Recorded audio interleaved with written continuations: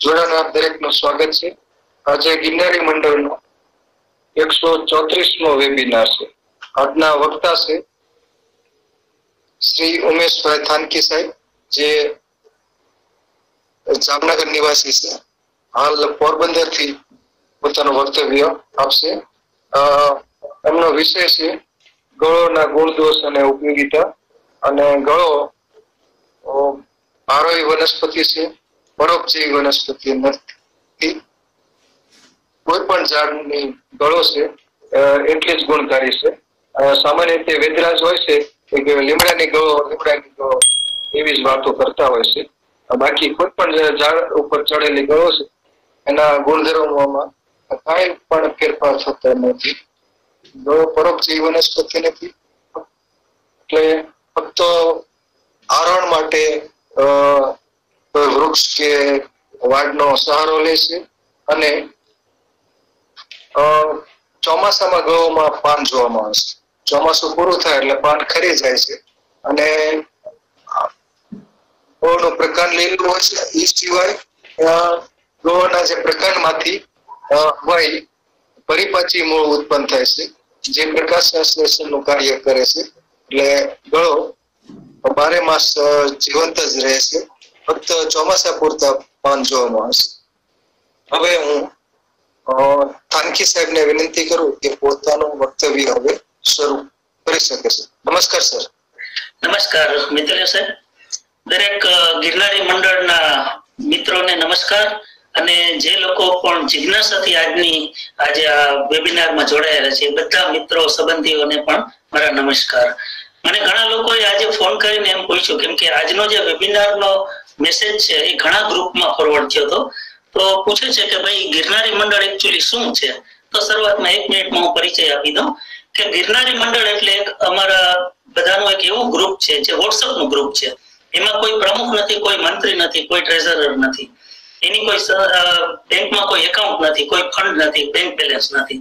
માત્ર વોટ્સઅપનું એક એવું ગ્રુપ છે જે અમારા મિત્તલિયા સાહેબ જે વિદ્વાન છે વનસ્પતિમાં એના એડમિન છે અને એના નેજા હેઠળ આ ગ્રુપ ચાલે છે.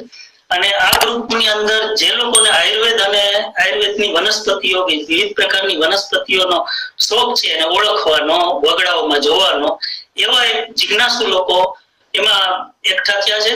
એમાં ઘણા વૈદ લોકો પણ છે, એમાં ઘણા લોકો બોટનીના સ્ટુડન્ટ્સ પણ છે, પ્રોફેસરો છે, બધી જ પ્રકારના છે. પરંતુ 256 મેમ્બર થયા મેક્સિમમ. ત્યાર પછી ઘણા લોકોની ડિમાન્ડ હતી કે અમારે પણ આ ગ્રુપમાં જોડાવવું છે. તો ટેલિગ્રામનું એક બીજું ગ્રુપ કર્યું છે અને એની અંદર આજની તારીખે 658 મેમ્બર છે આજે. અને આ ગ્રુપનો એક ખાસિયત છે કે આની અંદર ગુડ મોર્નિંગ ના કે જોક્સ કે કોઈ પણ જાતના પોસ્ટ કરવાની મનાઈ છે. કોઈ જો એવી રીતના કરે તો એને તરત જ રિમૂવ કરવામાં આવે છે. શું કામ કે આમાં આ ગ્રુપની અંદર મેમ્બરશિપ લેવી એ પણ એક ગૌરવની વાત છે. ઘણા લોકો વેઇટિંગમાં હોય છે. એટલે આ ગ્રુપ એ રીતે ખાલી વનસ્પતિનું ગ્રુપ છે અને વિચારોનું આદાન પ્રદાન, માહિતીનું આદાન પ્રદાન, ત્યાર પછી જ્ઞાનનું પણ આદાન પ્રદાન, એ એક આદર્શ ઉદાહરણ દઈ શકાય એવું આ ગ્રુપ છે. બાકી તો ઘણા બધા, ધારો કે ગાર્ડનિંગમાં શોખ વાળાનું ગ્રુપ જુદું હોય છે, ત્યાર પછી બીજી વનસ્પતિમાં જે લોકોને શોખ, એડેનિયમમાં ધારો કે વનસ્પતિમાં શોખ છે તો એનું આખું એક ગ્રુપ જુદું છે. આવી રીતે કિચન ગાર્ડનમાં જે લોકોને શોખ હોય એનું ગ્રુપ જુદું હોય છે. પણ આ ગિરનારી મંડળ છે એ અમારી જે આમ જોવો તો માતૃ સંસ્થા કહી શકાય એ ટાઈપનું એક વોટ્સઅપનું ગ્રુપ છે. આટલા પરિચયની સાથે હવે હું મારું વક્તવ્ય શરૂ કરું છું. આજનો જે વિષય છે મારો કે કોરોના કાળની બહુ ચર્ચિત રાષ્ટ્રીય ઔષધિ ગળો. ગળોને ગિલોય પણ કહે છે, સંસ્કૃતમાં ગુડુચી કહે છે. આજે એની આપણે ઓળખ કરશું ફોટોગ્રાફિક સ્લાઇડથી, એના ગુણદોષની ચર્ચા કરશું, એનો ઉપયોગ અને એનું સંવર્ધન કેમ કરવું એ બાબતની બધી ચર્ચા કરશું. માત્ર એક જ વનસ્પતિ ઉપર 1 કલાકનો વક્તવ્ય દેવું એના માટે ઘણું બધું રિફર કરવું પડે. તો એ બધું કરી અને આજે આજનો વેબિનારનું મેં વક્તવ્ય તૈયાર કર્યું છે. આપ જે સ્લાઇડ જુઓ છો એની અંદર જે ઉપર ગુડુચી લખેલું છે, ગળોની વેલ છે, એના પાન છે, ત્યાર પછી એના ફ્રૂટિંગ છે અને નીચે લખેલું છે કે વન્ડર ડ્રગ, એ વર્સેટાઇલ ડ્રગ. તો વર્સેટાઇલ શબ્દ ઘણી વખત આપણે કોઈ એવા ગાયક કલાકાર માટે વાપરતા હોય છે કે જે અલગ અલગ મૂડના, અલગ અલગ પ્રકારના ગીતો ગાઈ શકતા હોય. તો આપણે એમ કહીએ કે આ એક વર્સેટાઇલ આર્ટિસ્ટ છે, કલાકાર છે. તો એવી રીતે આ વનસ્પતિની આયુર્વેદની અંદર એટલી બધી ઉપયોગિતા છે. અને બીજું કોરોના કાળમાં એટલી બધી આ વનસ્પતિની ચર્ચાઓ થઈ, એનો ઉપયોગ થયો, એટલે મને એમ થયું કે આ સામાન્ય જન લોકોને આનો ખ્યાલ આવે, આ વનસ્પતિને ઓળખી શકે. કેમ કે ઘણી વખત કોઈ વ્યક્તિ ફોટો મોકલી અને કહેતા હોય છે કે ભાઈ આ ગળો છે કે નહીં, અમારે કન્ફર્મ કરવું છે. તો આજની આપણી જે આ વક્તવ્ય છે એની અંદર આપણે એના કલર ફોટોગ્રાફ્સ ને સ્લાઇડ જોઈ અને આપણે નિશ્ચિતપણે કહી શકશું કે આ જે વનસ્પતિ છે એ ગળો છે. તો આવી રીતની એની ઓળખ માટેની એક આ પ્રયાસ છે. તો આજના વેબિનારની અંદર આ સબ્જેક્ટ આપણે એટલા માટે પસંદ કર્યો. હવે કોરોના કાળ છે, પ્રસ્તાવનામાં હું થોડુંક એના વિશે ચર્ચા કરવા માંગુ છું કે 1820 ત્યાર પછી 1920 અને 2020 દર 100 વર્ષે આ પૃથ્વી ઉપર માનવ જાતમાં એક મહામારીઓ આવી છે. અને 1920 ને 1820 માં તો કોઈ આવા ન્યૂઝપેપર કે ટીવી ચેનલ કે મોબાઈલ કે હતા નહીં, એટલા માટે કેટલા માણસોના મૃત્યુ થયા, કેવો ભયંકર રોગ હતો એનો આપણને અંદાજ નથી. પરંતુ આ 2020 નું આપણું જે COVID-19 નો આ રોગ છે એનું આપણે એટલું બધું ટીવી ની અંદર, ન્યૂઝમાં, ચર્ચાઓમાં, વર્તમાન પત્રોમાં, વોટ્સઅપમાં અને બધું જોયું કે એને કારણે માણસને એક જાતનો છૂપો ભય બેસી ગયો આ રોગનો. એટલું બધું આના વિશે ચર્ચાઓ થઈ અને આટલું બધું જે આનું મહત્વ છે, ત્યારે આયુર્વેદના વૈદ લોકો, ત્યાર પછી જાણકાર લોકોએ જુદી જુદી જાતની દવાઓ છે એના મેસેજ છે વોટ્સઅપમાં ફરતા થયા. અમુક છે એલોપેથીના ડોક્ટરો છે એનો પ્રોટોકોલ જુદો હતો. ત્યાર પછી અમુક વખતે એવું બન્યું કે હોસ્પિટલની અંદર એડમિટ કર્યા હોય પેશન્ટને તો બંને આયુર્વેદ અને એલોપેથીનો મિક્સ કોમ્બિનેશન કરીને પણ એની ટ્રીટમેન્ટ કરતા હતા. આવી રીતનું બધું કરી અને આખો જે આ કાળ છે, કોરોના કાળ છે, એ મોટા ભાગે હવે પૂરો થવા આવ્યો છે. તો આપણે વાયરસને સમજવાની જો વાત કરીએ તો વાયરસ ખરેખર તો એક સજીવ અને નિર્જીવને જોડતી કડી છે. બેક્ટેરિયા કરતા પણ સૂક્ષ્મ છે વાયરસ. વાયરસને આપણે જોવો હોય તો ઇલેક્ટ્રોન માઇક્રોસ્કોપ જોવો પડે તો જ આપણે વાયરસ. તો આપણે છે ને આજે કોરોના કાળની ચર્ચા કરીએ છીએ, પહેલા આપણે એ સમજવું પડશે કે એકચ્યુઅલી આ શું છે. કેમ કે સામાન્ય જનને આ જે વાયરસ છે એની ગંભીરતા શું છે કદાચ એટલો ખ્યાલ ન હોય, સાયન્સનો વિદ્યાર્થી ન હોય, તો એના માટે આપણે શરૂઆતમાં એ ચર્ચા કરશું કે આ પૃથ્વી ઉપર લગભગ 3,20,000 જેટલી વાયરસની જાતો છે. ભૂતકાળમાં માણસે શીતળાનો રોગ જોયો, ત્યાર પછી આપણે જે અલગ અલગ પ્રકારના જે વાયરસના રોગ આવ્યા, શરદી છે એ પણ એક પ્રકારનો વાયરસ જ છે. પરંતુ એ વાયરસની ગંભીરતા અલગ અલગ હતી માનવ જાતમાં અને અમુક રોગ એવા પણ છે કે આજે લગભગ નાબૂદ પણ થઈ ગયા છે. તો એ વાયરસ છે એમાં કોરોના છે એ પણ એક પ્રકારનો એવો વાયરસ છે. અને શરૂઆતમાં 1884 લુઈસ પાસ્ચરે સૌથી પહેલા રેબિસના વાયરસ છે એની શોધ કરી હતી.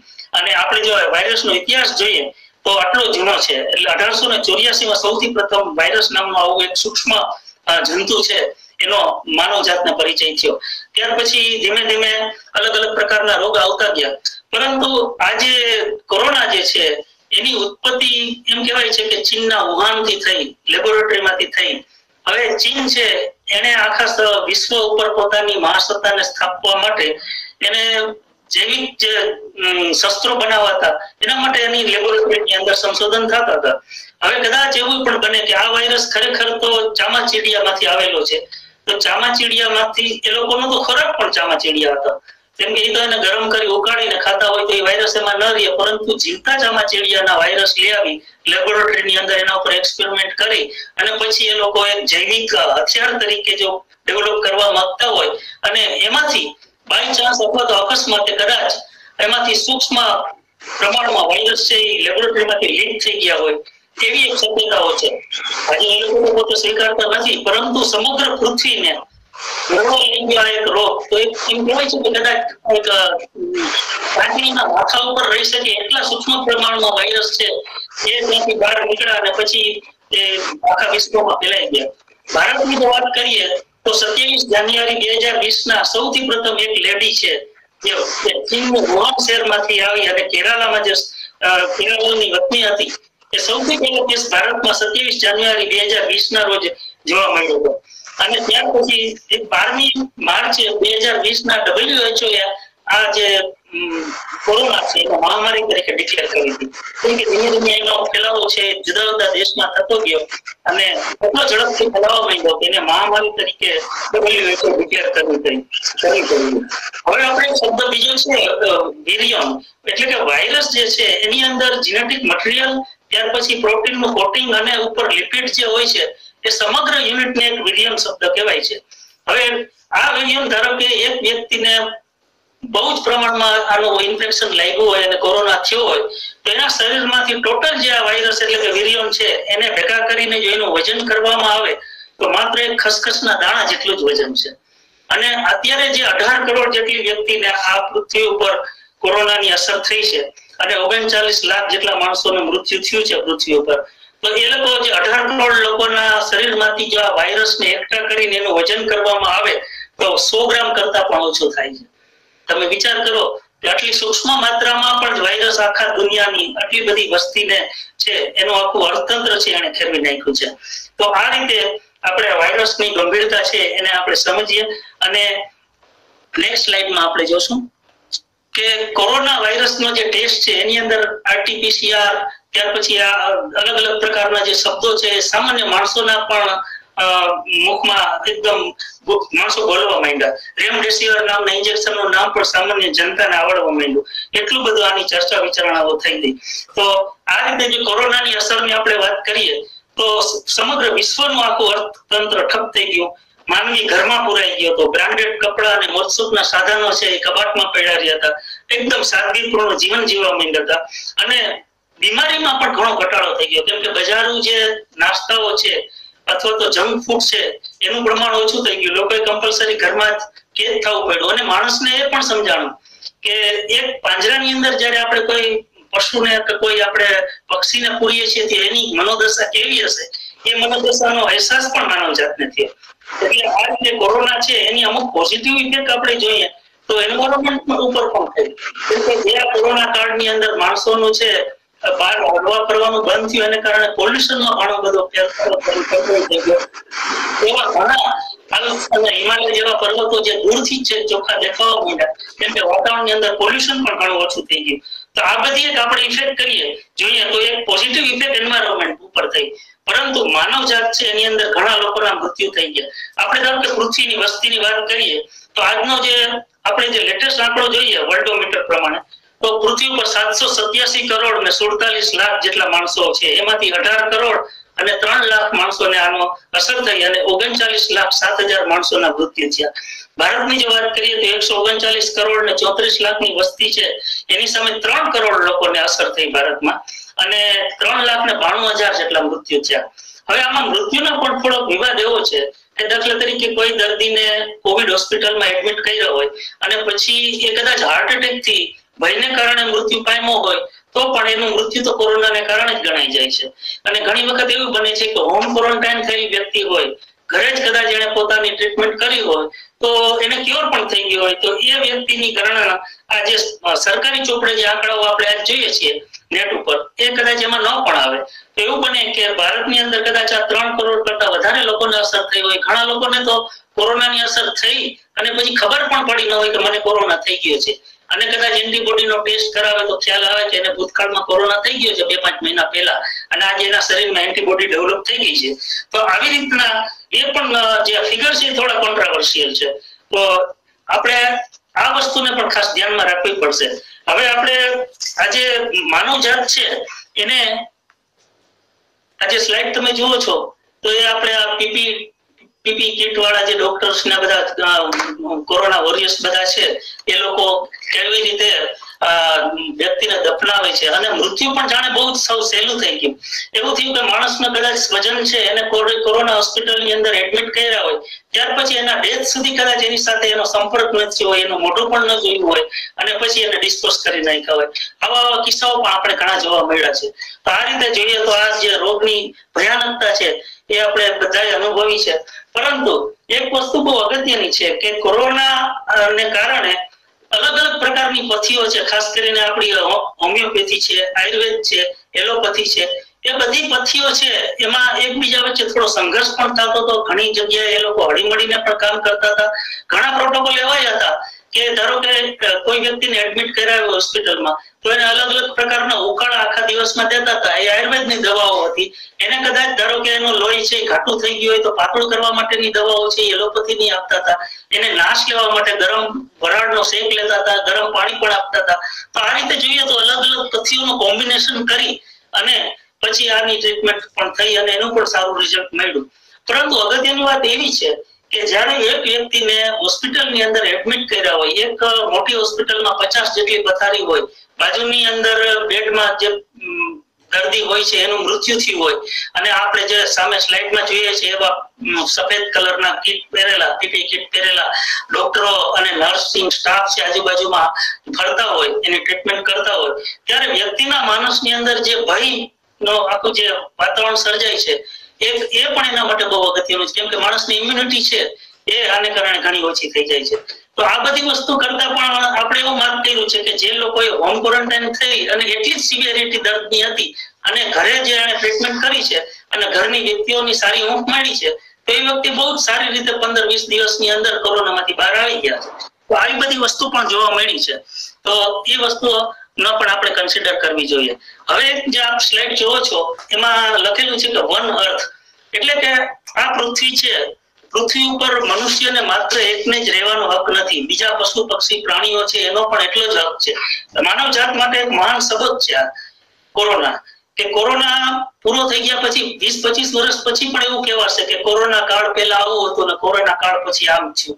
તો આ બધી વસ્તુ છે એ મનુષ્ય સમજવા જેવી છે. આપણે આજ સુધી પોલ્યુશનની ગંભીરતા, એના જે એડવર્સ ઇફેક્ટ છે પૃથ્વી ઉપર, આપણે એની વાત કરતા હતા, પરંતુ કોરોના આવ્યા પછી માનવ જાતને સમજાણું કે અમેરિકા જેવી મહાસત્તા છે એ પણ ઘૂંટણીએ પડી ગઈ છે આ એક રોગ પાસે. તમે વિચાર કરો કે એક ચમચી જેટલો કોરોના વાયરસ છે એ કદાચ હજારો અણુબોમ્બ કરતા પણ એને વધુ નુકસાન પૃથ્વીને થયું છે, એને વધુ લોકોના જાન લીધા છે. જાપાનના નાગાસાકી ને હિરોશિમા ઉપર જ્યારે બોમ્બ પડ્યા વિશ્વ યુદ્ધમાં, ત્યારે જેટલા માણસો મર્યા છે એના કરતા વધારે માણસો તો કોરોના કાળમાં મરી ગયા છે. તો આ દ્રષ્ટિએ જોઈએ તો ચીન જેવા દેશ છે એને માટે તો એક આ વેપન છે એનો એક એક્સપેરિમેન્ટ થઈ ગયો. એને જાણી જોઈને સ્પ્રેડ કર્યો કે નહીં આપણને ખબર નથી, પરંતુ આ એક એક્સપેરિમેન્ટ માનવ જાત ઉપર થઈ ગયો કે કેવી રીતે એક વાયરસને તમે રિલીઝ કરી અને સમગ્ર પૃથ્વી છે એના માણસોને તબાહ કરી શકો છો. તો આ એક બહુ અગત્યનો મેસેજ છે અને માનવ જાતે આ વસ્તુ કોરોના કાળ સમાપ્ત થઈ ગયા પછી બહુ સમજવી પડશે. અત્યારે ધારો કે કોરોનાની અંદર જે લોકો ઓક્સિજનની હાડમારી ભોગવી, એ લોકોમાં પણ અત્યારે એવો જોવાળ આવ્યો છે કે આપણે જીવી ગયા છીએ ઓક્સિજન માટે, આપણે આટલી બધી અડિયાપટ્ટી કરી હતી, તો હવે સાજા થયા પછી આપણે વૃક્ષારોપણ કરવું જોઈએ. તો આપણે સોશિયલ મીડિયાએ પણ એમાં બહુ સારો ભાગ ભજવ્યો. સોશિયલ મીડિયાને કારણે માણસો વૃક્ષારોપણનો પણ બહુ સારો પ્રયત્ન કરે છે. આ ચોમાસાની હજી શરૂઆત છે, ત્યાં પણ ઘણી જગ્યાએ વૃક્ષારોપણના આ બધા છે એ પ્રયત્નો શરૂ થઈ ગયા છે. તો આ દ્રષ્ટિએ જોઈએ તો કોરોના છે માનવ જાત માટે એક મહાન સંદેશ દઈને જશે. હવે આપણે સ્ક્રીન ઉપર જોઈએ છીએ કે આયુર્વેદ, તો આયુર્વેદ છે એ યોગ પછી વિશ્વને આપેલી એક બીજી ભેટ છે ભારત દેશે. ટોટલ 3000 વર્ષ જૂનું ભારતનું જે શાસ્ત્ર છે એની અંદર ઘણા બધા ઔષધો છે અને એમ કહેવાય છે કે ભગવાન ધન્વંતરી છે, ધ ગોડ ઓફ આયુર્વેદ કહેવાય છે. તો આયુર્વેદ છે એ ભારતનું ઓરિજિનલ શાસ્ત્ર છે, પણ અત્યારે વિશ્વના દેશો છે એને પણ આમાં રસ પડ્યો છે. શું કામ કે આજે અમેરિકા અને એવા બધા જે ડેવલપ કન્ટ્રીઝ છે એ લોકોએ પણ આપણી જે હર્બલ મેડિસિન્સ છે એટલે કે આપણા પ્લાન્ટ્સ છે એમાં કેટલી તાકાત છે એનો અનુભવ કરેલો છે. હમણાં જ મેં GDNA માં એક ન્યૂઝ જોયા હતા કે અમેરિકાની અંદર હળદર વાળું દૂધ છે એ સારા સારા રેસ્ટોરન્ટમાં અલગ અલગ બ્રાન્ડથી અલગ અલગ નામથી દેવાય છે. એ લોકો પણ એના ઉપર રિસર્ચ કરે છે અને આશરે 200 જેટલી પેટન્ટ જે નોંધાણી છે એમાંથી 41% પેટન્ટો છે આ હર્બલ મેડિસિન્સ ઉપરની, એ અમેરિકા પાસે છે અને બાકીની જે 20% છે યુરોપના કન્ટ્રીઝ પાસે છે. આયુષ જે મંત્રાલય છે આપણું, એને 43,000 જેટલા ફોર્મ્યુલેશન છે આયુર્વેદના એ બહાર પાડેલા છે. એમાંથી 1500 જેટલા ફોર્મ્યુલેશન છે એ બજારમાં દવા તરીકે મુકાઈ ગયા છે. આવી રીતે અને આ કોરોના કાળમાં આયુર્વેદની જે અલગ અલગ પ્રકારના સ્પાઇસીસ છે એનો જે આપણે વિચાર કરીએ તો લગભગ 35% જેવો એનો સેલિંગ ની અંદર વધારો થઈ ગયો છે. ઘરે ઘરે ધન્વંતરી રથો છે આ ફરતા આપણે જોયા અને આ રીતે હર્બલ જે મેડિસિન્સ છે એનું મહત્વ છે કોરોના કાળને કારણે ઘણું બધું સમજાણું અને આયુર્વેદનું મહત્વ પણ વધ્યું છે. એટલે આપણે વિવાદમાં નથી પડવું કે આયુર્વેદ ઉત્તમ છે કે એલોપેથી ઉત્તમ છે, પણ મારી દ્રષ્ટિએ તો આયુર્વેદ અને એલોપેથી એ બે સંપી અને સારી રીતે જો સુમેળથી કામ કરે તો ઘણા સારા રિઝલ્ટ મળી શકે એમ છે. હું એક ઉદાહરણ આપું કે સમગ્ર પૃથ્વી છે, ધારો કે એને તમે 15 માણસનું એક સંયુક્ત કુટુંબ તરીકે ધારી લો, તો એની અંદર 15 માણસના એક સંયુક્ત કુટુંબમાં કદાચ 5 માણસોને કોરોના થયો છે અને એ કુટુંબની અંદર એક સૌથી વૃદ્ધ વ્યક્તિ 80 વર્ષની છે એ વૈદ છે અને 25-30 વર્ષનો એક વિદ્યાર્થી એનો નાનો ભાઈ છે એ એલોપેથીનો ડોક્ટર છે. તો એ બે વ્યક્તિ, એક વૈદ અને એક એલોપેથીનો ડોક્ટર ભેગા થઈ અને એ 15 માણસના સંયુક્ત કુટુંબમાં 5 જણાની ટ્રીટમેન્ટ કરશે તો એમાં ઝઘડશે નહીં. એને જરૂર લાગશે ત્યારે રેમડેસિવિર આપશે, એને જરૂર પડશે ત્યારે એ લોકો ગળોનું ચૂર્ણ આપશે અને આવી રીતે બે સંપીને બાકીના 5 જણાની ટ્રીટમેન્ટ કરશે. એ જ મોડેલ હું સમગ્ર ભારત માટે અથવા તો સમગ્ર વિશ્વ માટે આપણે એની કલ્પના કરીએ તો આ બે વસ્તુ જે છે એ બહુ જ અગત્યની છે કે ટોટલ આપણે નાની મોટી જો પેથીઓની લિસ્ટ બનાવીએ તો 35 જેટલી પથ્થીઓ છે. એમાં મ્યુઝિક થેરાપી છે, ધારો કે લાફ્ટર થેરાપી છે, તો કોઈ મ્યુઝિક થેરાપી તો એવો દાવો નથી કર્યો કે અમે મ્યુઝિક થી બધા રોગ છે એને અમે કંટ્રોલ કરી શકીએ છીએ. છતાં પણ સાયકોસોમેટિક એવા ઘણા ડિસીઝ છે જે મ્યુઝિક થી હીલ થાય છે. જે લોકોને ડિપ્રેશન હોય છે, અમુક રાગના ગીતો ગાવાથી કે સાંભળવાથી એનું ડિપ્રેશન માંથી બહાર આવી જાય છે. તો એ પણ એક રિસર્ચનો વિષય છે કે કયા પ્રકારના મ્યુઝિકના રાગથી કયા પ્રકારના રોગો પર કંટ્રોલ થાય છે. તો આ બધી વસ્તુ છે બહુ અગત્યની છે. એટલે અત્યારે આપણે જયારે આ વિવાદ ઘણી વખત આપણે વાંચીએ છીએ કે ભાઈ આયુર્વેદ અને એલોપેથી છે એમાં દરેક પોતાની છે એ મહાનતા સિદ્ધ કરવા માટેના પ્રયત્નો કરે છે, પણ ખરેખર એવું નહીં. હળી મળીને કામ કરે અને દરેક પથ્થીના થોડા ડ્રોબેક્સ પણ હોય છે અને એના એડવાન્ટેજીસ હોય છે. ધારો કે આપણે એલોપેથીની વાત કરીએ તો હાર્ટ, કિડની, લીવર ટ્રાન્સપ્લાન્ટ છે એ લોકોનું લેટેસ્ટ સંશોધન છે અને એ વિકલ્પ જ નથી. જે લોકોનું કદાચ લીવર સંપૂર્ણ ડેમેજ થઈ ગયું હોય અને સામાન્ય આયુર્વેદની દવાથી કદાચ જો એ ક્યોર ન થાય તો લીવર ટ્રાન્સપ્લાન્ટ છે એ વિકલ્પ છે અને એ વસ્તુ એલોપેથી પાસે છે તો એ આપણે સ્વીકારવું જ પડે. પરંતુ આપણે એ પણ જોવું છે કે ધારો કે એલોપેથીની અંદર ઘણા ડિસીઝ, ધારો કે આર્થરાઇટિસ છે, ગાઉટ છે, તો અમુક એવા ડિસીઝ છે કે એમાં પેઇન કિલર સિવાય બીજા કોઈ વિકલ્પ નથી. એ લોકો માત્ર પેઇન કિલર આપે છે. તો એ દ્રષ્ટિએ જો એનો સોલ્યુશન આયુર્વેદની અંદર હોય તો પછી એ ડોક્ટરોએ પણ એમ કેવું જોઈએ કે ભાઈ આ દર્દની દવા અમારી પાસે નથી, આના માટે તમે આયુર્વેદની ટ્રીટમેન્ટ કરો. હું તો કદાચ એવી પણ કલ્પના કરું છું કે ભવિષ્યની અંદર કોઈ દર્દીને જ્યારે હોસ્પિટલમાં એડમિટ કર્યો હોય તો રાત્રે જ્યારે રાઉન્ડમાં ડોક્ટર નીકળે અને જ્યારે દર્દીને કદાચ કબજિયાતની તકલીફ હોય તો ડલ્કોલેક્સના બદલે કદાચ હરડેનું ચૂર્ણ દે તો એમાં ખોટું શું છે? એ વસ્તુ થઈ શકે એમ છે.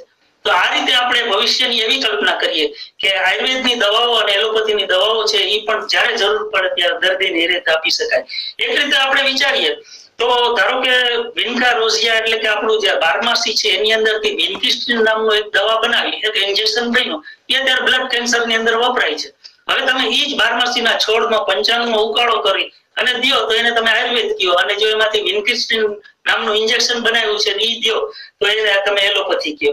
તો આમ જોવો તો અંતે તો હેમનું વહેમ હોય એવી જે વાક્ય છે એ સિદ્ધ થાય છે કે કોઈ પણ વનસ્પતિ અંદર એક્ટિવ ઇન્ગ્રેડિયન્ટ છે એને જુદું પાડી અને જો આપણે એની ટ્રીટમેન્ટ કરીએ તો પછી એને આપણે એલોપેથીની દવા કહીએ અને એનો પંચાંગનો આખા પ્લાન્ટનો ઉકાળો આપીએ તો એને આપણે આયુર્વેદ કહીએ. સિંકોના છે, ધારો કે સિંકોનાની છાલમાંથી જે દવા બની છે મેલેરિયાની, તો એક જમાનામાં તો એ પણ વનસ્પતિની છાલમાંથી બનેલી છે ને, તો એ પણ મેલેરિયાની અત્યારે હજી વર્ષોથી વપરાતી એક દવા છે. તો આવી રીતે આપણે વિચાર કરીએ તો દરેક પથ્થીના પ્લસ માઇનસ પોઈન્ટ છે. હવે આપણે એક વર્તમાન પત્રનું કટિંગ છે, દિવ્ય ભાસ્કરનું 18મી જૂનનું એક વર્તમાન પત્રનું કટિંગ છે. એની અંદર ખ્યાતનામ હોસ્પિટલના 3 મહાન ડોક્ટરોએ સંયુક્ત રીતે એક અભ્યાસ કર્યો આખા કોરોના કાળ વિશે કે આધુનિક સારવારની જે પદ્ધતિ છે એ સંપૂર્ણપણે કારબદ્ધ કોઈ નથી. એલોપેથીમાં ફક્ત 17 બીમારીઓના પ્રામાણિક ઉપચાર છે. આ નિષ્કર્ષ છે એ 3 ડોક્ટરોનું છે અને ડોક્ટરો પણ એમાં જે છે એ ફોર્ટિસ હોસ્પિટલના છે, એમ્સ દિલ્હીના છે. આવી રીતે આવા માન ડોક્ટરો ભેગા થઈને જે આખો સ્ટડી કર્યો અને એનું જે તારણ બહાર પાડ્યું એ આ સ્ક્રીન ઉપર આપ જોઈ શકો છો. એ લોકોની સંયુક્ત રીતે જે એનું જે તારણ હતું એ હતું કે તમામ ઉપચારની પદ્ધતિઓનો સમન્વય થાય. જે વાત આપણે હમણાં કરી એલોપેથી અને આયુર્વેદની, તો આવી રીતે બધી પદ્ધતિઓનો જો સમન્વય થાય તો જ આ વસ્તુ છે એનું ઉત્તમ પરિણામ મળી શકે. કેમ કે કોરોના કાળે આ વસ્તુ શીખવી છે કે ભાઈ આપણે આમાં અલગ અલગ પદ્ધતિઓના જે સારા સારા ગુણ છે, સારી સારી વસ્તુ છે, એ વસ્તુ લઈ અને આપણે માનવજાત માટે એના સુખાકારી માટે આપણે કરવું જોઈએ. આ વસ્તુ છે એ વર્તમાન પત્રમાં આવેલી છે. હવે આપણે ગિલોયનો જે મૂળ સબ્જેક્ટ છે એના ઉપર આવીએ. સ્ક્રીન ઉપર આપ જોવો છો કે giloy the queen of herbs. Giloy માટે અલગ અલગ પ્રકારના ઘણા બધા સારા સારા વિશેષણો વપરાણા છે. એને રામબાણ પણ કહે છે, એને વન્ડર ડ્રગ પણ કહે છે અને વર્સેટાઇલ ડ્રગ પણ કહે છે. અને એક વધારે શબ્દ એના માટે આવ્યો છે ધ ક્વીન ઓફ હર્બ્સ, એટલે દરેક પ્રકારની જે વનસ્પતિની રાણી છે એ કેટલી ઇફેક્ટિવ છે એની આ વાત છે. હવે આપણે આયુર્વેદની જો વાત કરીએ તો હું છેલ્લા 25 25-30 વર્ષથી વનસ્પતિ જગત સાથે સંકળાયેલો છું. એટલા માટે નહીં કે મેં MSc એગ્રીકલ્ચર કર્યું છે, પણ મને પહેલેથી આ અલગ અલગ પ્રકારની જે પર્યાવરણની ક્લબ છે એની સાથે હું સંકળાયેલો હતો અને વૃક્ષારોપણની પ્રવૃત્તિ કરતો હતો અને વનસ્પતિઓ વિશે વાંચતો હતો. તો મને એમ લાગ્યું કે ઘણી બધી એવી જડીબુટ્ટીઓ છે આયુર્વેદની અંદર કે જે બહુ જ મહત્વની છે અને એ અલગ અલગ રોગમાં બહુ સારી રીતે કામ કરે છે. હવે આપણે આ જે જડીબુટ્ટીઓનો જો ક્રમાંક જોઈએ તો મારી દ્રષ્ટિએ ગળો સૌથી ઉત્તમ છે, ત્યાર પછી હરડે આવે છે, પછી આમળા, ત્યાર પછી અશ્વગંધા, સતાવરી, પછી ગોખરું, તુલસી, પછી અર્જુન, નગોળ, અરબુસી, બ્રાહ્મી, પછી જીવંતી, અને જો સ્પાઇસીસ ની વાત કરીએ તો આદુ, મરી, મેથી એટલે સૂકવેલું એટલે સૂંઠ. તો આટલી જે વસ્તુ છે એ આયુર્વેદની અંદર 1 થી 15 ની હરોળમાં આવી મહત્વની ઔષધિઓ છે. એમાં સૌથી વધારે પણ આ ગળોનું સૌથી પ્રથમ સ્થાન એટલા માટે આપ્યું છે કે ઘણા બધા વૈદ લોકોને પ્રિય આ વનસ્પતિ છે. એના પાછા મલ્ટીપર્પઝ ઉપયોગ છે. દાખલા તરીકે આપણે બ્રાહ્મીની વાત કરીએ તો બ્રાહ્મીને બ્રેન ટોનિક તરીકે મેન છે. અરડુસીની વાત કરીએ તો કફના રોગો માટે અરડુસી મેન છે. તો એક રોગ માટેનું એક હર્બ ગણીએ. પરંતુ ગિલોય છે એનો આજે આપણે જ્યારે અલગ અલગ એના ગુણદોષની આપણે ચર્ચા કરશું તો આપણે જાણવા મળશે કે કેટલા બધા રોગની અંદર આ એક જ ઔષધિ છે એનો ઉપયોગ થાય છે. અલગ અલગ રીતે, અલગ અલગ અનુપાન સાથે, અલગ અલગ વસ્તુ સાથે મિક્સ કરીને એની ટ્રીટમેન્ટ કરીએ તો આ રીતે આપણે ગિલોયનો ઉપયોગ કરી શકીએ. તો આટલી બધી જે ઉપયોગિતા છે એને કારણે આજે આપણે આ વક્તવ્યનો સબ્જેક્ટ છે એ નક્કી કર્યો છે. હવે આપણે આ ગિલોયના જે અલગ અલગ પ્રકારના નામથી શરૂઆત કરીએ. આપણે જો રામાયણની અંદર એક દંતકથા છે કે રામ અને રાવણ વચ્ચે જયારે યુદ્ધ થતું હતું ત્યારે રામના પક્ષમાંથી જેટલા બાંદરાઓ છે એ અવસાન પામ્યા ત્યારે દેવે જુદા જુદા દેવોએ અવકાશમાંથી અમૃતના છાંટણા કર્યા હતા અને અમૃતના છાંટણા કર્યા પછી જે વાનરો છે એ ફરી સજીવન થઈ ગયા અને જે અમૃતના એ છાંટણા કર્યા એટલે ટીપા પડ્યા પૃથ્વી ઉપર એ આ ગળો છે. ભલે કદાચ આ દંતકથાને આપણે સાચી માનીએ કે ન માનીએ, કદાચ આપણી આસ્થા ન હોય, પણ એનું મહત્વ રામાયણમાં આ રીતે બતાવ્યું છે. તો આવી રીતે આપણે આ ગિલોય છે એને આપણે આવી રીતે એક અગત્યની ઔષધિ તરીકે જેનો ઉલ્લેખ પણ આપણી પ્રાચીન ગ્રંથોમાં છે એ રીતે કરી શકીએ.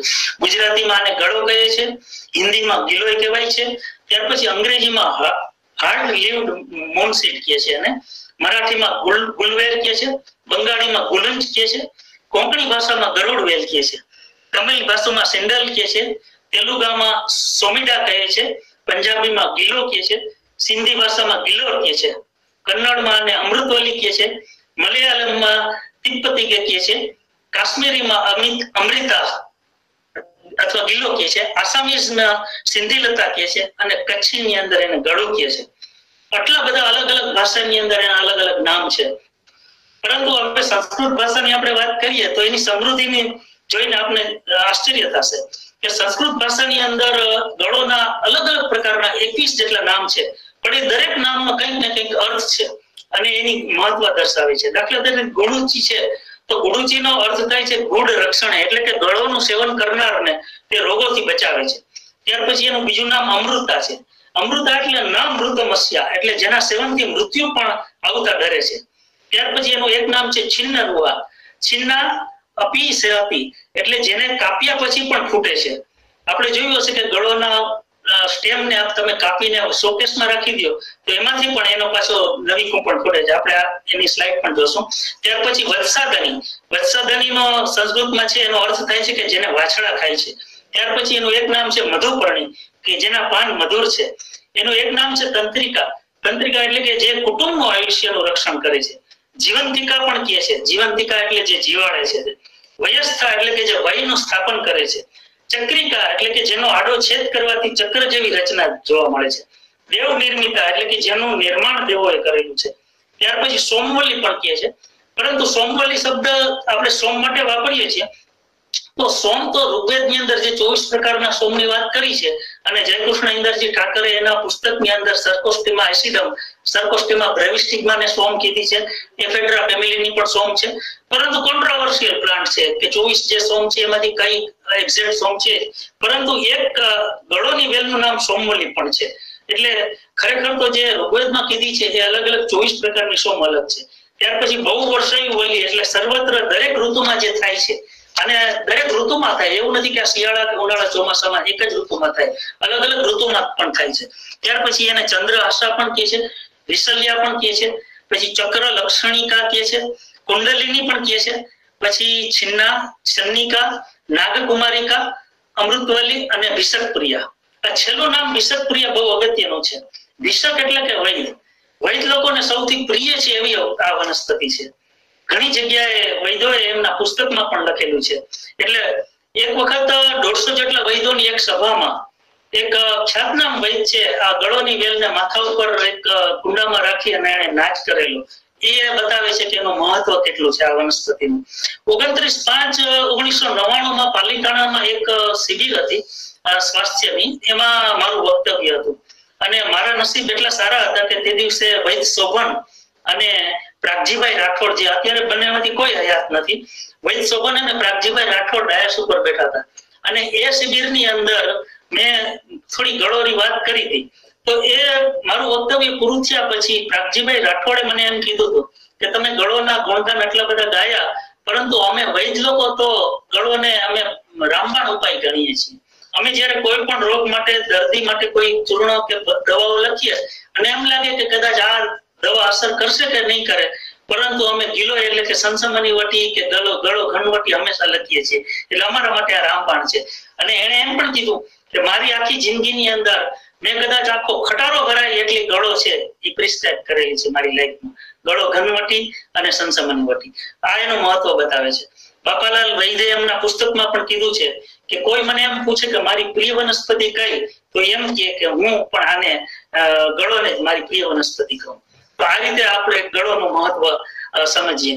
હવે એનું આટલી બધી અલગ અલગ ભાષાઓમાં આપણે એના નામ જોયા, પરંતુ આંતરરાષ્ટ્રીય જે કમિટી છે વનસ્પતિની, આ પૃથ્વી પર 3,90,900 જેટલી વનસ્પતિ છે, તેમાંથી દરેક વનસ્પતિને પર્ટિક્યુલર એક લેટિન નામ આપેલું છે. એટલે 2 શબ્દોનો એક અક્ષર હોય, પહેલું જીનસ અને બીજું સ્પીસીસ હોય. તો આપણે કદાચ આ અલગ અલગ ભાષામાં કદાચ ન ઓળખીએ, પણ તમે એને ટીનોસ્પોરા કોર્ડિફોલિયા કહો એટલે તમે કદાચ કેરાલા જાઓ તો ત્યાંનો માણસ પણ સમજી જાય કે તમે ગળોની વાત કરો છો. તો ટીનોસ્પોરા કોર્ડિફોલિયાનું લેટિન નામ છે. અને એની અંદર 2 શબ્દ છે, પેલો ટીનોસ્પોરા જીનસ છે અને કોર્ડિફોલિયા સ્પીસીસ છે. ટીનોસ્પોરા શબ્દમાં ટાઇની એટલે સ્મોલ અને સ્પોરા એટલે સીડ, જેના સીડ એકદમ સૂક્ષ્મ છે. ત્યાર પછી કોર્ડિફોલિયા, કોર્ડ એટલે કે હૃદય, હૃદય જેવા જેના પાનનો આકાર છે, અને ફોલિયા એટલે પાન. એટલે કોર્ડિફોલિયા શબ્દ છે એ હાર્ટ શેપ લીવ માટેનો શબ્દ છે. એટલે હૃદય જેવા આકારનું જેનું પાન છે એટલા માટે કોર્ડિફોલિયા કીધું. તો આ એક આંતરરાષ્ટ્રીય કમિટી જ્યારે કોઈ પણ વનસ્પતિનું નામ નક્કી કરે તો એના ગુણદોષ અથવા તો એના દેખાવ, આ બધી વસ્તુ ધ્યાનમાં રાખી અને એક નામ નક્કી થાય છે. તો આવી રીતે આ ટીનોસ્પોરા કોર્ડિફોલિયા જે શબ્દ છે, એટલે જે લેટિન નામ છે, એ આવી રીતે ગળોને આપવામાં આવ્યું છે. હવે આ ગળો છે વેલ પ્રકારની આરોહી વનસ્પતિ છે, આરોહી વનસ્પતિ છે. અને એનો વર્ગ છે ગુડુચ્યાદી વર્ગ છે. આ વર્ગની અંદરની બધા જે વનસ્પતિ છે વેલા પ્રકારની છે, એના ચંદ્રાકાર બીજ હોય છે. અને આ ગ્રુપની આપણે અલગ અલગ બીજી વનસ્પતિની જો વાત કરીએ તો વેવડી છે, લઘુપાઠા છે, કાળી પાઠ છે, કલંબો અને કાપનારી, આ બધી વનસ્પતિઓ આ ગુડુચ્યાદી વર્ગની છે. હવે આ વર્ગ છે એ સિવાય આપણે જો બોટનિકલ ફેમિલીની વાત કરીએ તો મેનિસ પરમેસી એ આનો ફેમિલી છે. એનો પણ મીનિંગ એવો થાય છે કે મેની એટલે મૂન અને સ્પર્મ એટલે સીડ, એટલે ચંદ્રાકાર બીજ જેના છે એવી વનસ્પતિનો આખો એક વર્ગ છે, એનો આ ફેમિલી છે. હવે ઉત્પત્તિ સ્થાન આપણે જોઈએ તો સર્વત્ર થાય છે. એટલે કે ગળો એવું નથી કે આપણે સૌરાષ્ટ્રમાં કે ગુજરાતમાં થાય. તમે કદાચ સાઉથ ઇન્ડિયામાં જાઓ, નોર્થ ઇન્ડિયામાં જાઓ તો દરેક જગ્યાએ જોવા મળે છે, કેમ કે એને ક્લાઇમેટ ત્યાં દરેક જગ્યાનો અનુકૂળ આવે છે. અને લીમડાની ગળો બધા કે છે ઉત્તમ, પણ હમણાં આપણા મિત્તલે સાહેબે કીધું કે ખરેખર એવું નથી કે લીમડાની ગળો છે એમાં લીમડાના ગુણ હોય છે એટલે ઉત્તમ છે. પણ એમાં શું છે, આ વનસ્પતિ પરોપજીવી નથી. જેવી રીતે અમરવેલ છે, અમરવેલ કદાચ જે ઝાડ ઉપર ઉગેલી હોય તો એ પરોપજીવી હોવાથી એ ઝાડના રસ ચૂસીને ડેવલપ થાય છે. જ્યારે ગળોની અંદર એવું નથી. ગળોની અંદર જે એરિયલ રૂટ છે એ હવાનો ભેજ શોષી અને જીવતો રહે છે. અને એના જે કાંકણા જેવા જે એના એરિયલ રૂટ છે એ જમીનમાં ટચ થાય છે અને પછી ત્યાંથી ફરી પાછા ઉગે છે. તો આવી રીતે આ ગળોની વેલ છે એને પરોપજીવી નથી, એટલા માટે કદાચ આંબામાંથી પણ લીધી હોય, થોરના વૃક્ષ ઉપરથી પણ આપણે લીધી હોય તો એના ગુણદોષમાં કોઈ ફરક પડતો નથી. પરંતુ લીમડાની ગળો એટલા માટે સારી ગણાય છે કે લીમડાની અંદર જ્યારે ગળો ડેવલપ થયો હોય તો એને ત્યાંનું જે માઇક્રો ક્લાઇમેટ છે એ વૃક્ષનું એટલું બધું માફક આવે છે કે એનો ગ્રોથ બહુ જ સારો થાય છે. એકદમ તમને તાજી રૂસપુષ્ટ અને એકદમ તાજી વનસ્પતિ તરીકે જોવા મળે. એટલા માટે એમ કહેવાય છે કે લીમડાની ગળો ઉત્તમ. બાકી તો ઘણા ગ્રંથોમાં વૈદોએ લખેલું જ છે કે માત્ર લીમડાની ગળો જ ઉત્તમ અને એ જ વાપરવી એવો કોઈ બાદ નથી. એટલે આવી રીતે આપણે એને મૂલવી શકીએ. ત્યાર પછી ઉપયોગ અંગની વાત કરીએ તો આમાં સૌથી વધારે જે દવામાં ઉપયોગ થાય છે એના સ્ટેમનો. અત્યારે આપણે જે સ્લાઇડમાં જોઈએ છીએ કે બાજુમાં જે પડેલી એની ડાળીઓ છે, સૌથી વધારે ઉપયોગ એનો થાય છે. પાનનો પણ ઉપયોગ થાય છે, પરંતુ સૌથી વધારે ધારો કે દવા તરીકે ઉપયોગી હોય વિવિધ પ્રકારના ચૂર્ણો અથવા તો જે બધી વસ્તુ આયુર્વેદની પ્રોડક્ટ બનતી હોય તેની આ ડાળીઓમાંથી બને છે. પછી સંગ્રહકાલ કયો તો કે ગ્રીષ્મ ઋતુમાં આ વેવલા છે એને આપણે કલેક્ટ કરી લેવા પડે. આપણે વગડાઓમાં જયારે ભેગી કરવા જઈએ અને આમ જોવો તો વૈદ લોકો એમ કે છે કે તાજી લીલી ગળો જે લઈએ એ સૌથી ઉત્તમ છે. જો એ ન મળે તો જ આપણે ચૂર્ણ અથવા તો બીજા અંગનો ઉપયોગ કરવો જોઈએ. જો વગડાઓમાંથી તમને મળે તો તાજી લીલી ગળો લઈને એનો જો તાત્કાલિક ઉપયોગ કરો તો એ સૌથી ઉપયોગી હોય છે. મેં જોયું છે કે ઘણા લોકો પ્રખર વૈદ હોય છે એ લીમડા જેવું ગળોનું કટિંગ લઈ આવી એને દસ્તાથી ખાંડી અને લોટા એક પાણીની અંદર રાત્રે પલાળી દે અને બીજે દિવસે સવારે એ પાણીને નીચો એ ગળોના સ્ટેમને નીચોવી અને ચીકણું અને કડવું થઈ ગયેલું પાણી છે એને નાના કોટે પી જાય છે. અને આવા વૈદ લોકો છે એ પોતાનું આયુષ્ય હંમેશા સ્વસ્થ રીતે જાળવી રાખે છે અને 90 વર્ષ સુધી જીવે છે. તો આ જે છે પ્રખર વૈદોના ગળોનો ઉપયોગ આવી રીતે આપણે કરતા જોયા છે. હવે આપણે સ્લાઇડ જોઈએ છીએ એ અમૃતા ઇન ધ ટ્રેડિશનલ, એટલે અલગ અલગ ઇન્ડિયાની અંદર જે પથ્થીઓ છે, ધારો કે હોમિયોપેથી છે, યુનાની છે, તો એ બધી આયુર્વેદ છે, અલગ અલગ પથ્થીઓમાં કેવી રીતે ગળોનો ઉપયોગ થાય છે એનું આ સ્લાઇડ છે. અને આ actually national medicinal plants board દ્વારા બનાવેલું એક પોસ્ટર છે અને એનું મહત્વ બતાવે છે. તો આપણે આ ગળો માત્ર એમ નથી કે આયુર્વેદની અંદર જ વપરાય છે, હોમિયોપેથીની અંદર પણ. હું હમણાં ગૂગલમાં સર્ચ કરતો તો મેં જોયું કે એનું જે હોમિયોપેથી છે એમાં પણ સારી એવી એની દવા છે અને એનો ઉપયોગ થાય છે. તો આવી રીતે અલગ અલગ પથ્થીઓમાં પણ આ ગળોનો ઉપયોગ આપણને જોવા મળે છે. ત્યાર પછી આપણે એનું ક્લાસિફિકેશનની સ્લાઇડ જોઈએ કે ગળો છે એને એનું કયું ફેમિલી છે, એનું બોટનિકલ નામ શું છે, ટીનોસ્પોરા કોર્ડિફેલિયા એનું ફેમિલી મેનિસ્પર્નેસી છે, એ બનવામાં સ્લાઇડ ઉપર જોવા મળે છે. ત્યાર પછી આપણે જ્યારે વગડામાં જઈએ ત્યારે ગળોની વેલને કેમ ઓળખવી, કેમ કે ઘણી વખત માણસો આપણને પૂછતા હોય છે કે ભાઈ આપણે એક્ઝેક્ટ કેમ ખબર પડે કે આ ગળોની વેલ છે. તો આવી રીતે આપણે જ્યારે કોઈ પણ હાઈવે ઉપર જતા હોય કે ગામડાઓમાં વનબગડાઓમાં જતા હોય ત્યારે ગળોની વેલ છે આ રીતે જોવા મળે છે. આની અંદર તમે જુઓ કે એના પાંદડા, ત્યાર પછી જાડી અને પ્રકાંડ એના સ્ટેમ છે અને ઝીણા ઝીણા તાંતણા જેવા એના જે એરિયલ રૂટ છે, મીણિયા દોરા જેવા એરિયલ રૂટ થાય છે. તો આવી રીતે આપણને વાઇલ્ડની અંદર ગળો જોવા મળે. અને છતાં પણ આપણને એમ શંકા હોય કે આ વેલ ગળોની છે કે નહીં, તો એની એક ડાળખી લઈ આવી અને આપણે એને ક્રોસ સેક્શન જો કરીએ તો એની અંદર આપણને જે રચના જોવા મળે એના ઉપરથી આપણે કહી શકીએ કે આ ગળો છે.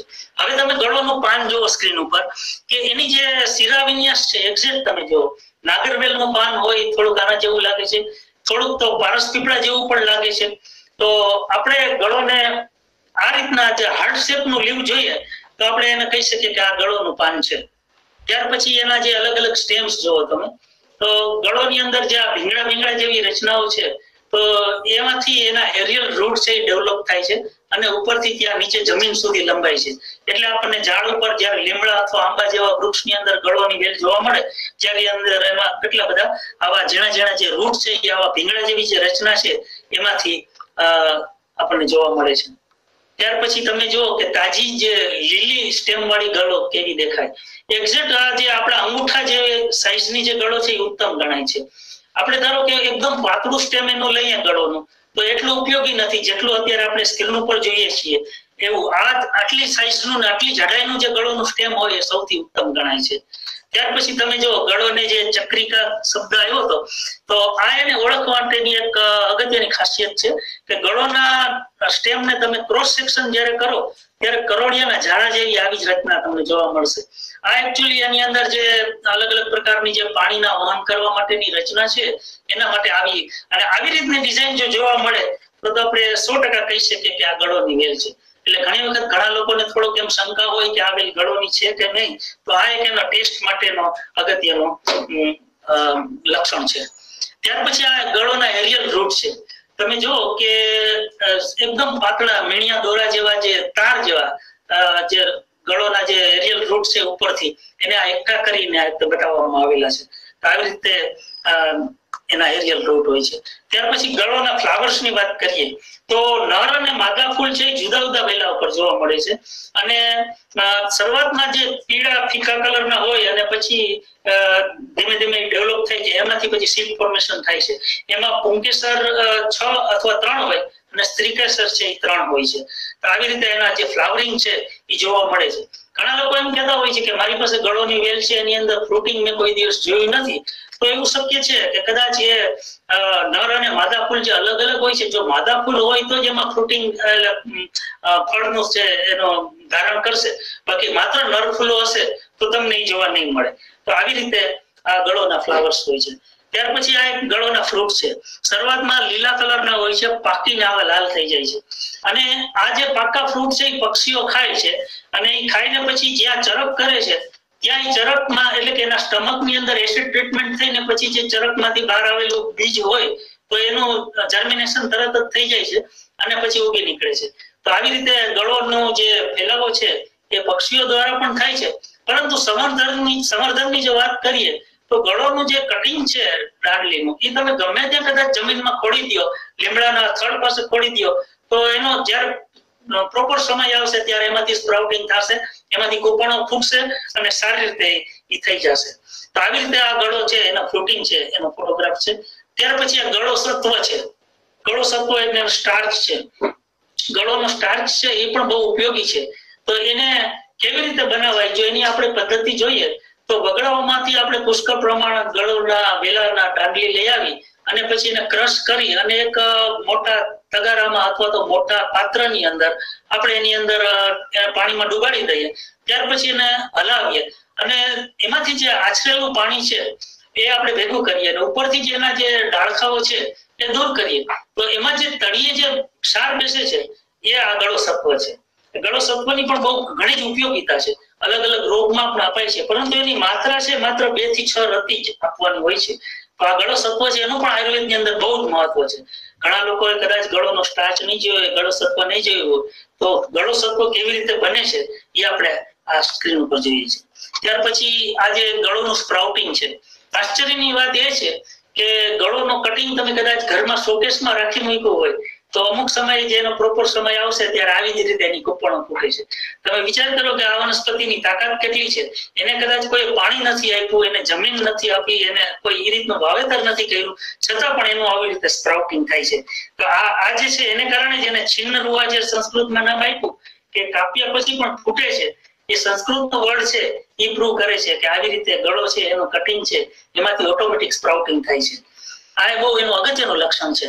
ત્યાર પછી આપણે જો અલગ અલગ પ્રકારના ગળોના બેનિફિટ્સ ની વાત કરીએ તો ગળોની અંદર નેચરલ ઇમ્યુનિટી બુસ્ટર તરીકે સૌથી વધારે પ્રખ્યાત છે. અને કોરોના કાળની અંદર એની સૌથી વધારે ચર્ચા એટલા માટે થઈ કે માણસોની ઇમ્યુનિટી બહુ મહત્વની હતી.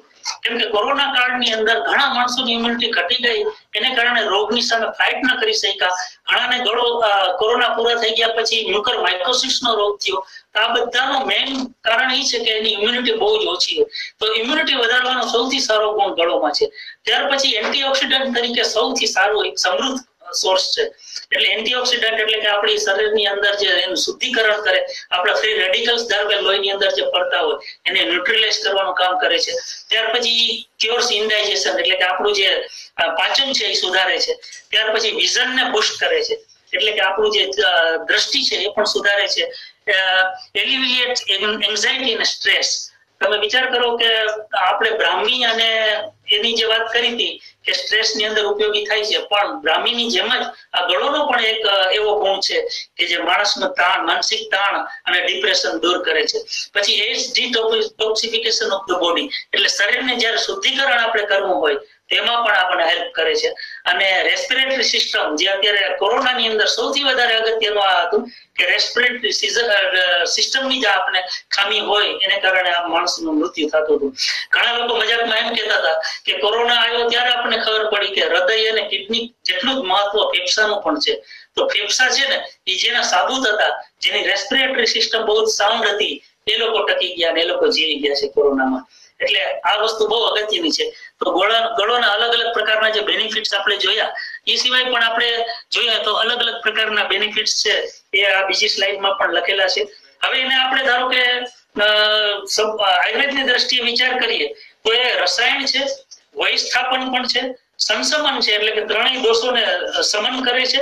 ત્યાર પછી બલ્ય છે, અગ્નિદીપક છે, પછી દાહનાશક છે, પાંડુનાશક છે, અને સૌથી અગત્યનો જો ગુણની વાત કરીએ તો વાત નાશક, એટલે કે ગાઉટનો જે રોગ થાય છે, જેની અંદર યુરિક એસિડ છે એ લોહીની અંદર એકઠું થાય અને હાથના અને પગના આંગળાઓની અંદર જમા થાય અને હાથ અને પગના આંગળાઓના થોડાક વાંકા થઈ જાય છે અને સખત પેન થાય છે. તો આ ગાઉટ નામના જે બહુ જ અગત્યનો જે રોગ છે એનું સારામાં સારું સોલ્યુશન છે એ આ ગળોની વેલ છે. એ જ્વરહર છે, એટલે કે રોગ કોઈ પણ પ્રકારનો તાવ આવ્યો હોય તો એ તાવની અંદર છે એ ગળો સૌથી ઉત્તમ કામ કરે છે. પ્રમેયનાશક છે, એટલે કે ડાયાબિટીસ છે, એમાં પણ ટાઈપ 2 પ્રકારનો ડાયાબિટીસ છે કે સુગર છે એને કંટ્રોલ કરે છે. અર્શનાશક તરીકે પણ છે અને ત્રિદોષનાશક એક એનો ગુણ અગત્યનો છે. આયુર્વેદમાં એમ કહેવાય છે કે કોઈ પણ વ્યક્તિના વાત, પિત્ત અને કફ જો બેલેન્સ હોય તો વ્યક્તિ સ્વસ્થ રહી શકે, સ્વસ્થ હોય છે. કોઈને પણ ધારો કે શરીરની પ્રકૃતિ વાતની હોય અને પછી એવું વાતાવરણ જયારે એને મળે ત્યારે વાતનો પ્રકોપ થાય છે, કફની પ્રકૃતિ હોય તો એને કફના રોગ થાય છે. તો આવી રીતે જે વાત, પિત્ત, કફના 20, 40 અને 80 રોગનું જે વર્ણન છે આયુર્વેદની અંદર, તો આ કુલ 140 પ્રકારના રોગ છે એ આ ત્રણ દોષના ઇમ્બેલેન્સને કારણે થાય છે. તો આ ત્રણેય દોષ છે, વધેલા દોષોને બેલેન્સ કરવાનું કામ છે એ આ ગળો કરે છે. બહુ જ અગત્યની વાત છે. અને કાસ શ્વાસ હર પણ કહેવાય છે આયુર્વેદની દ્રષ્ટિએ. હવે બાપાલાલ વૈદ્ય એક જગ્યાએ એમ લખ્યું છે કે ગળોના સંપૂર્ણ ગળોને સમજવાની તથા એને જીવનમાં ઉતારવાની આ વેસ્ટર્ન સાયન્સની શક્તિ જ નથી. આપણે જે આ અલગ અલગ પ્રકારના તત્વોની વાત કરીએ, અલગ અલગ પ્રકારના ગુણોની વાત કરીએ, તો એક જ વનસ્પતિ આટલી બધી મલ્ટીપર્પઝ હોય તો એને આખું એનું એનાલિસિસ કરવાની તાકાત છે આ વેસ્ટર્ન કન્ટ્રીઝના અથવા તો મોડર્ન સાયન્સમાં છે જ નહીં. તો પણ હવે એક વાત બહુ અગત્યની છે, આપણે એમ વિચારીએ કે આટલા બધા ગુણો છે તો એનો દોષ શું છે? ગળો છે એ કઈ વ્યક્તિ ન લઈ શકે? તો કે જે લોકોને ઓટોઇમ્યુન ડિસીઝ છે, દાખલા તરીકે લ્યુપસ છે, મલ્ટિપલ સ્ક્લેરોસિસ છે, MS છે, તો આ બધા રોગ છે એ ઇમ્યુનિટીના કારણે થાય છે. એટલે કે ઇમ્યુનિટી સપ્રેસ કરવા માટે એ લોકો બધી સાયન્સમાં દવાઓ આપી છે. તો ઇમ્યુનિટી વધારવાનું કામ ગળોનું છે. એટલે જ્યારે ઓટોઇમ્યુન ડિસીઝ કોઈને થયો હોય તો ગળોનો ઉપયોગ કરવો કે નહીં એ સારા વૈદ્યની સલાહ લઈને આગળ વધવું જોઈએ. ક્યાંક એવું ન બને કે એ વ્યક્તિ ગળોનો ઉપયોગ કરે અને ઓટોઇમ્યુનિટી ડિસીઝનો એની ઉપદ્રવ છે એ વધી જાય તો એ બહુ જ નુકસાન કરે. આ એક જ માત્ર ડ્રોબેક છે, બાકી આમાં કોઈ જ બીજા એના અવગુણ નથી. બીજા ઘણા બધા રોગમાં બહુ સાર્વત્રિક વપરાય છે, અલગ અલગ એના અનુપાન સાથે વપરાય છે, પરંતુ આ એક જ વસ્તુ. બીજી વાત એ છે કે જે લોકોને સુગરનો લેવલ ફ્લક્ચ્યુએટ બહુ થતું હોય, ડાયાબિટીસ હોય અને એ લોકો ધારો કે ગળો છે નાના કોટે હાઈ ડોઝમાં ધારો કે ઘણી વાર લઈ લે છે, ત્યારે એનું સુગર ડાઉન થઈ જાય અને ક્યારેક પ્રોબ્લેમ થાય. તો આ વસ્તુ પણ ધ્યાન રાખવા જેવી છે કે નાસ્તો કર્યા પછી ગળોનું એને અનુપાન લેવું જોઈએ, ચૂર્ણ અથવા તો એનો ક્વાથ, અને પોતાનું સુગર લેવલ પણ છે ધ્યાનમાં રાખવું જોઈએ. બસ એક આ જ એનો સામાન્ય એવો ડ્રોબેક છે, બાકી એ સિવાય બીજા કોઈ અવગુણ છે એ ઔષધિમાં નથી. ત્યાર પછી ગુડુચી ધ બેસ્ટ ઇમ્યુનિટી બુસ્ટર. તો આને સૌથી વધારે અગત્યનો ગુણ છે આ ઇમ્યુનિટીનો છે, અને એને કારણે સંપૂર્ણ કોરોના કાળની અંદર આનો ખૂબ જ વાવા થઈ હતી, ખૂબ જ એનો પ્રચાર થયો હતો. ત્યાર પછી આપણે જોઈએ તો અલગ અલગ પ્રકારના કેમિકલ્સ છે, એટલે કે એક્ટિવ ઇન્ગ્રેડિયન્ટ્સ છે ગળોમાં ક્યાં ક્યાં છે. તો કોલમ્બિન છે, ટાઇનોસ્પોરા જે નામ છે એના ઉપરથી ટાઇનોસ્પોરેટ સાઇટ છે, પછી જેટ્રોઝિઝાઇસ છે, પાલ્મેટાઇન છે, બર્બેરિન છે, પછી ટેમ્બેટેરિન છે, પછી ટીનોકોર્ડિફોલિયોસાઇટ છે, પછી ફિનાઇલ પ્રોપિલિન છે, પછી ચોલાઇન છે, ટાઇનોસ્પોરિક એસિડ છે, ટાઇનોસ્પોરલ છે, ટાઇનોસ્પોરોન છે અને ડાયસેકેરાઇડ્સ છે. આ જે ટોટલ 10 જેટલા અલગ અલગ કેમિકલ કમ્પોઝિશન્સ છે એ ગળોની અંદર રહેલા છે. હવે વાત એ છે કે આમાંથી આ કયું દ્રવ્ય છે એ કેવી રીતે કામ કરે છે, કેમ કે આ એક સિનર્જેટિક ઇફેક્ટ છે. દાખલા તરીકે આપણે રસાયણ ચૂર્ણની ફોર્મ્યુલા જોઈએ તો ગળો, ગોખરું, આમળા ત્રણેય સમાન ભાગે લેવાનું હોય છે. તો શું કામ ગળો, ગોખરું ને આમળા છે એટલે ત્રીજો ભાગ લીધો છે? તો કયું આનું તત્વ ગળોની અંદર આવેલું કેમિકલ્સ છે એ બીજા આમળાની અંદરના કોઈ કેમિકલ્સ ની સાથે રિએક્શન કરી અને એનો બેસ્ટ ઉપયોગ થાય છે. તો આ બધી વસ્તુ છે. તમે ધારો કે એક વનસ્પતિની અંદરથી એક વસ્તુને એક્સ્ટ્રેક્ટ જુદો કરી અને ઇન્જેક્શન અથવા તો ટેબ્લેટના ફોર્મમાં આપવા માંગો તો એ એટલું ઇફેક્ટિવ નથી. દાખલા તરીકે હળદરની અંદર ક્યુરક્યુમિન છે, તો માત્ર ક્યુરક્યુમિનને તમે જુદું કરી અને ઇન્જેક્શનના ફોર્મમાં કોઈને આપો તો એટલો ફાયદો નથી જતો જેટલો તમે હળદરના ચૂર્ણને આપો છો. દૂધની અંદર ધારો કે હળદરનું ચૂર્ણ તમે ઓગાળીને આપો છો તો એનો જેટલો બેનિફિટ થાય છે એટલો બેનિફિટ છે એમાંથી ક્યુરક્યુમિન જુદું પાડીને કેપ્સ્યુલના ફોર્મમાં અથવા તો ઇન્જેક્શનના ફોર્મમાં આપવો તો નથી થતો. તો આ બધી વસ્તુ છે એ જે લોકોએ આજથી 3000 વર્ષ પહેલા ફોર્મ્યુલા બનાવી છે, ધારો કે રસાયણ ચૂર્ણ છે, ત્રિફળા ચૂર્ણ છે, હરડા બેડા આમળા છે, તો એ ફોર્મ્યુલા એ લોકો જે ઋષિ મુનિઓ કે જે લોકો આપણે જે સંતો થઈ ગયા છે, પ્રખર વૈદો થઈ ગયા છે એ જમાનાના, એ લોકોએ જે ફોર્મ્યુલા બનાવી છે એ ફોર્મ્યુલાને એસ સચ અત્યારે આપણે ઉપયોગ કરીએ છીએ. એમાં કોઈ ફેરફાર આપણે નથી કર્યો. પરંતુ સંશોધનની બાબત એ છે કે શા માટે આ બધી વસ્તુનો આ પ્રમાણમાં આપણે ઉપયોગ કરીએ છીએ. એમાં એવું કયું તત્વ છે? અત્યારે મોડર્ન સાયન્સ છે, વેસ્ટર્ન સાયન્સ છે, એની પાસે આ ચેલેન્જ છે કે ભવિષ્યમાં આપણે આ જે એક જ ધારો કે ગળો જેવી વનસ્પતિ આટલા બધા રોગની અંદર ઉપયોગી હોય તો એ શા માટે છે? એનો કેવી રીતે માનવ જાતના બેનિફિટ માટે ઉપયોગ કરી શકીએ? તો આ બધી વસ્તુ એ અત્યારના મોડર્ન સાયન્સ માટે ચેલેન્જ છે. અને એનો આખો એક વિભાગ છે જે લોકો અલગ અલગ પ્રકારની દવાઓ બનાવે છે, ફાર્મસી છે, આખો જે સ્ટડી થાય છે એ બધા વિદ્યાર્થીઓ છે, વેસ્ટર્ન સાયન્સ છે, તો એ બધા લોકો પણ સંશોધન કરીને આ વસ્તુ ભવિષ્યની પેઢી માટે કદાચ આ કરે તો એ બહુ અગત્યની બાબત છે. ત્યાર પછી આ જે અલગ અલગ પ્રકારના જે કેમિકલ કમ્પોઝિશન કમ્પાઉન્ડ્સ છે એનું લિસ્ટ છે. એમાં જો તમે આલ્કલોઇડ્સ છે, ત્યાર પછી લિગ્નાન્સ છે અને સ્ટીરોઇડ્સ પણ છે. આ જે સ્ટીરોઇડ્સ જે છે ને લિસ્ટ એ નેચરલ સ્ટીરોઇડ્સ છે. ઘણી વખત આપણે એવું જોઈએ છીએ કે આર્ટિફિશિયલ સ્ટીરોઇડ્સ લેવાથી ઘણાને આડઅસર થાય છે, પરંતુ આયુર્વેદની ઘણી વનસ્પતિઓ એવી છે કે જેની અંદર નેચરલ સ્ટીરોઇડ્સ છે. ઇવન આપણે શિવાંબુ પદ્ધતિની વાત કરીએ તો એ શિવાંબુ ચિકિત્સા પદ્ધતિની અંદર પણ માણસોને આની જે ઇફેક્ટ થાય છે એ આવા સ્ટીરોઇડ્સને કારણે થાય છે. તો આ જે નેચરલ સ્ટીરોઇડ્સ છે એ ખરેખર માનવજાતને નુકસાન નથી કરતું, એ તો ઉપયોગી છે. તો આવા સ્ટીરોઇડ્સ છે એનું પણ લિસ્ટ આપણે આ જોઈએ છીએ. આવા અલગ પ્રકારના જે કેમિકલ્સ છે ગળોની અંદર એના રેફરન્સ પણ આપેલા છે કે કયા રિસર્ચ પેપરની અંદર ક્યાં એનો દર્શાવ્યું છે. ત્યાર પછી આ એક્ટિવ પ્રિન્સિપલ્સ છે. દાખલા તરીકે સ્ટેમ છે. સ્ટેમ એટલે ગળોની જે દાંડલી છે, દાંડ છે, એની અંદર ક્યાં ક્યાં આલ્કલોઇડ્સ છે. ત્યાર પછી એના રૂટ્સ છે એની અંદર ક્યાં ક્યાં છે.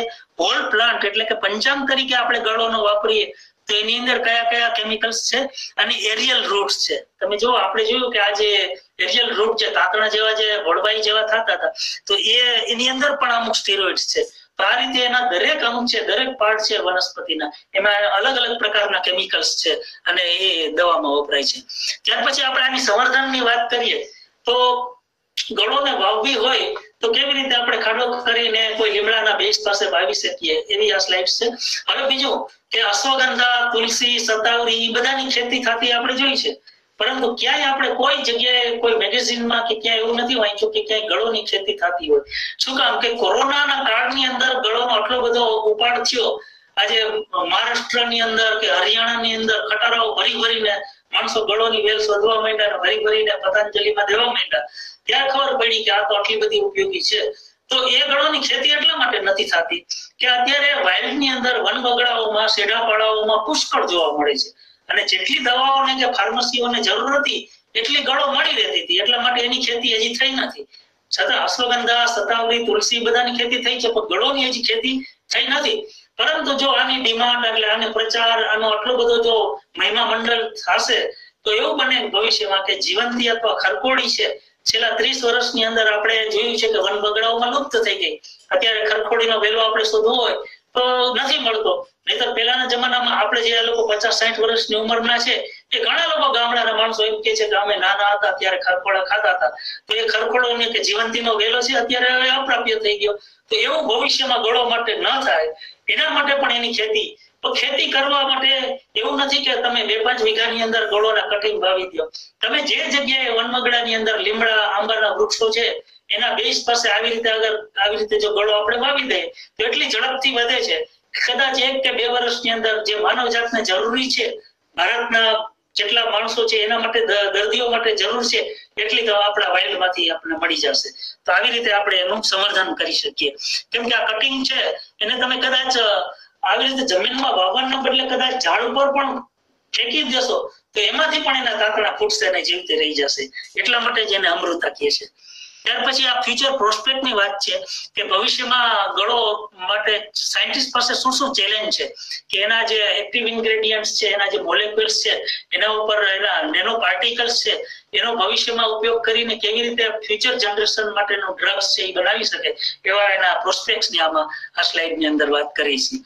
ત્યાર પછી ઇન્ટરનેશનલ જર્નલ એક છે, હમણાં મેં ગૂગલમાં સર્ચ કર્યું, આ એક બહુ અગત્યનું એવું એક આર્ટિકલ છે, એક એવું જર્નલ રિસર્ચ પેપર છે કે જેની અંદર ગળોના અલગ અલગ બધા જ પ્રકારના જે એના ગુણ છે એના એને અખતરાઓ કરેલા છે. ભલે કદાચ ઉંદર ઉપર કર્યા હોય તો ક્લિનિકલ ટ્રાયલ્સ પણ લેવામાં આવ્યા છે, માનવને પણ ઉપયોગી કેટલું છે એ રીતે એના જે એના ફાઇન્ડિંગ્સ કરેલા છે. તો આ જે રિસર્ચ પેપર છે એ એમ કહે છે કે ગળો છે ઇમ્યુનો મોડ્યુલર છે, એન્ટીઓક્સિડન્ટ છે, એન્ટી આર્થરાઇટિક છે, એન્ટી ઓસ્ટિયોપોરોટિક છે, હેપેટો પ્રોટેક્ટિવ છે, કાર્ડિયો પ્રોટેક્ટિવ છે, ન્યુરો પ્રોટેક્ટિવ છે, એન્ટી ડાયાબિટીક છે, એન્ટી એજિંગ છે અને રેસ્પિરેટરી ઇલનેસ ને પ્રિવેન્ટ કરે છે, એન્ટી પાયુરેટિક છે, એન્ટી પ્લાઝ્મોટિક છે, એન્ટી ઇન્ફ્લેમેટરી છે, એન્ટી એલર્જીક છે અને એન્ટી લેપ્રોટિક છે. આટલા બધા કેરેક્ટર જે ગળોના છે એના ઉપર આના જે ફાઇન્ડિંગ્સ છે આ રિસર્ચ પેપર ની અંદર એને ડિરાઇવ કરેલા છે. અને આ ભવિષ્યમાં સારા જે ડોક્ટરો છે, સારા જે સંશોધન કરતા છે એને ઉપયોગી થાય એવું એક આ રિસર્ચ પેપર છે. હવે બીજું કે ગળોની વેલની મહત્તા જોઈ અને નેશનલ મેડિસિનલ પ્લાન્ટ્સ બોર્ડ અને આપણી બરોડા MS યુનિવર્સિટીએ બોટની ફેસ્ટ ફાઉન્ડેશનના કોલેબોરેશનમાં ગળો ઉપરની પોયમ અને પેઇન્ટિંગ મેકિંગ કોન્ટેસ્ટ રાખી છે 9મા અને 10મા ધોરણના વિદ્યાર્થીઓ માટે. તમે વિચાર કરો કે એક વનસ્પતિ માટે થઈને આવી જે કોન્ટેસ્ટ કરી છે એ જ બતાવે છે કે આ વનસ્પતિનું મહત્વ કેટલું છે. આ બીજું જો કે ધોરણ 5 થી 8 ના વિદ્યાર્થીઓ માટે જિંગલ મેકિંગ કોન્ટેસ્ટ રાખી છે માત્ર ગળો ઉપર. National campaign on Amrita for life tinospora કોર્ડિફોલિયા.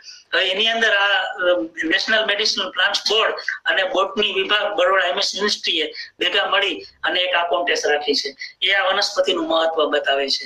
ત્યાર પછી એક પોસ્ટર કોમ્પિટિશન છે કોલેજના વિદ્યાર્થીઓ માટે, જેમાં UG અને PG ના વિદ્યાર્થીઓ ભાગ લઈ શકે માત્ર ગિલોય ઉપર પોસ્ટર બનાવીને.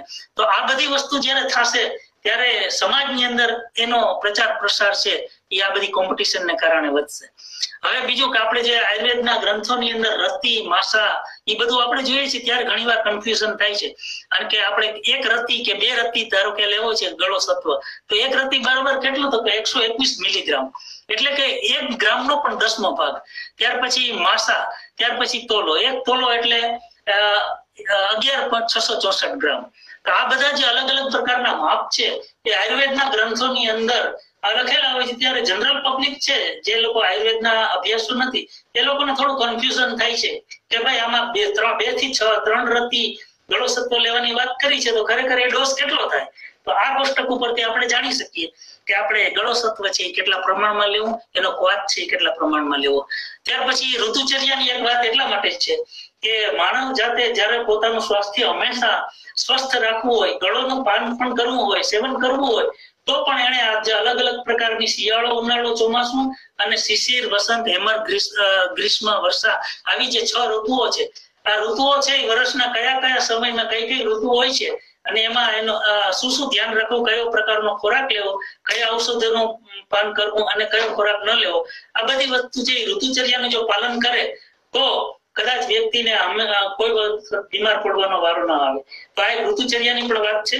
અને છેલ્લે આપણે જોઈએ કે ગળોની આપણે રાષ્ટ્રીય ઔષધિ તરીકે ડિક્લેર કરવાનું એક કેમ્પેન શરૂ થાય છે.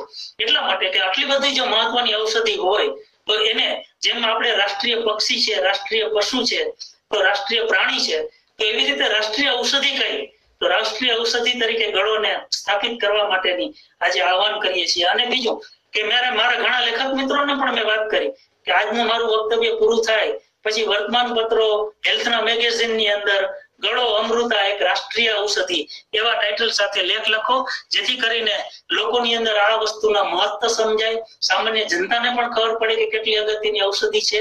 અને આવી રીતે આપણે રાષ્ટ્રીય ઔષધિ તરીકે આને ડિક્લેર કરવાનું. આપણે જેટલા પ્રકૃતિ પ્રેમી છીએ, જેટલા આયુર્વેદ પ્રેમી છે, જેટલા હેલ્થ કોન્શિયસ છે, એ માણસો આ વનસ્પતિની મહત્તા સમજી અને એને રાષ્ટ્રીય ઔષધિ તરીકે ડિક્લેર કરવા માટેનું આખું એક કેમ્પેઇન ચલાવે.